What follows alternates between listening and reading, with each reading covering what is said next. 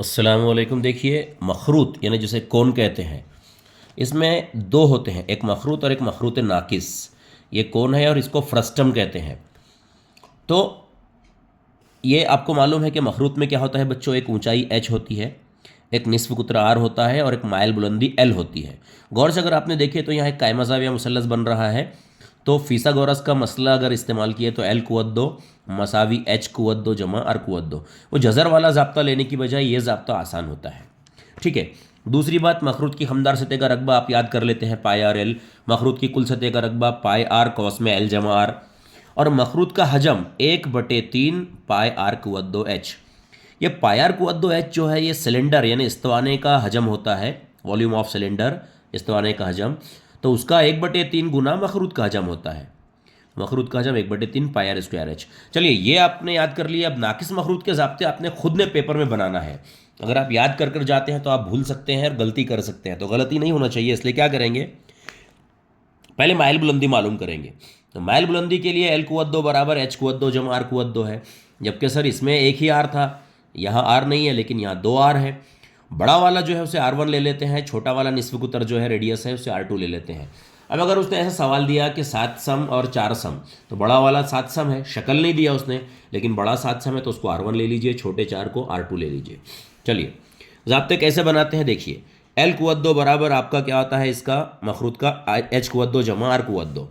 इसमें लिखिए एल कुवत दो बराबर एच कुवत दो जमा, अब बड़े वाले में से छोटा वाला माइनस कीजिए तो R1 माइनस R2 और कॉस कुवत दो।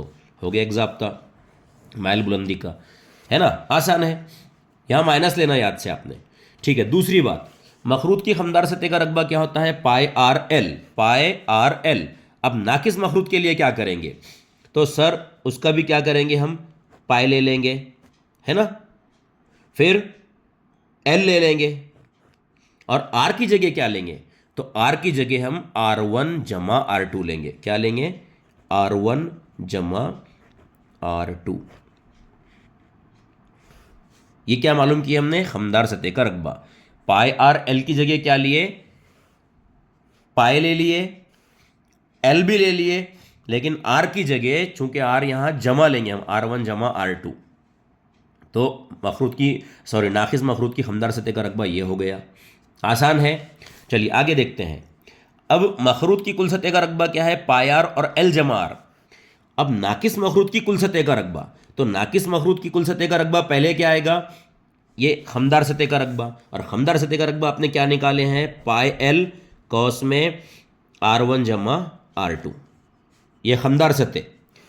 और खमदार सतह के बाद में ये खमदार सतह हो गई, और खमदार सतह के बाद में ये दायरा और ये दायरा, तो जमा ये दायरे का रकबा पाई R1 कुवत दो और इस दायरे का रकबा पाई R2 कुवत दो।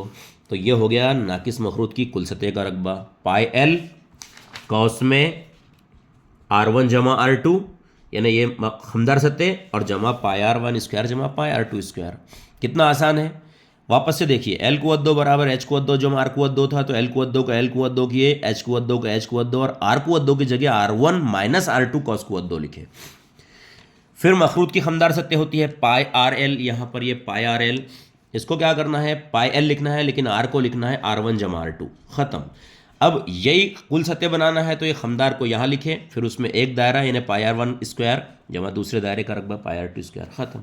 अच्छा, तीसरा देखिए, मखरूत का हजम होता है 1/3 पाई आर स्क्वायर एच, और नाकिस मखरूत का हजम कैसा करना है, आपको 1/3 लिखना है, साथ में पाई लिख देना है, लिख दिया आपने, एच भी लिख देना है, 1/3 पाई एच। अब ये आर कुवत दो की जगह आपको क्या लेना है, असल में ये बहुत बड़ी स्टेप है, अगर हम समझाएंगे कि ये कैसा आया, इसलिए आप इसको सिर्फ ज़बानी याद कर लीजिए। ये क्या होता है 1/3 पाई आर स्क्वायर एच, तो 1/3 और पाई एच लिख दिया अपने, पाई एच। अब यहाँ क्या करना है, R1 स्क्वायर जमा R2 स्क्वायर एक बार लिख देना है, दोनों की जमा, फिर जमा R1 और R2, यानी R1 ज़रब R2 है यहाँ, तो यहाँ बीच में ज़रब लिखे तो भी चलता, या सिर्फ ऐसा लिखे तो भी चलता। हो गया, क्या है 1/3 pi H, 1/3 pi R square H था ना, तो 1/3 पाई एच ले लिए। अब आर स्क्वायर की जगह लिखिए R1 स्क्वायर जमा R2 स्क्वायर, फिर जमा R1 ज़रब R2। तो प्यारे बच्चों, ये हो गए इस तरह के ज़ाब्ते। अब आपने करना क्या है, आपने करना यह है कि किताब में एक मरतबा जिन बच्चों को ये प्रैक्टिस करना है, तो किताब में ये ज़ाब्ते वगैरह अच्छे से पढ़ लीजिए 7वें सबक के मैथ्स 2 के, और पेज नंबर 143 पर जो 2 सवाल हल किए हुए हैं उसको अच्छे से हल कीजिए, प्रैक्टिस कीजिए। उसके बाद पेज नंबर 144 के सवाल हल कीजिए और 7.1 अच्छे से कर लीजिए, और आखिर में ये 147 पर कर लीजिए। इतना आप कर लीजिए।